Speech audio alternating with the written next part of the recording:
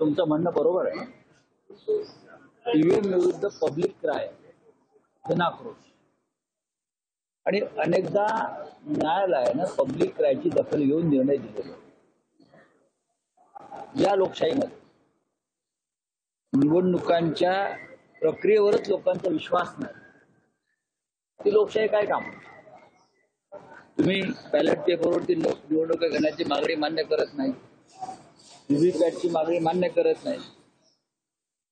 न्यायालयानं समजून घ्यायला हवा हा विषय काळजीपूर्वक.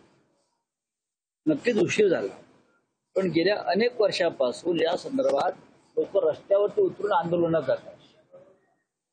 आणि हा पब्लिक क्राय जर न्यायालयापर्यंत पोहोचला नसल्याचा अर्थ असा आहे की निवडणूक आयोगासह न्यायालयावर सुद्धा या विषयावर दबाव असू शकतो.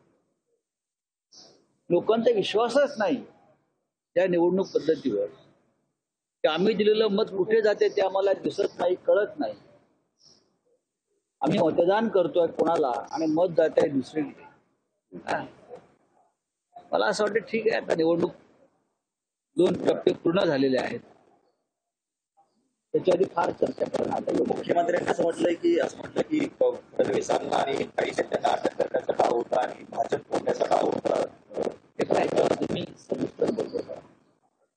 या देशामध्ये नरेंद्र मोदी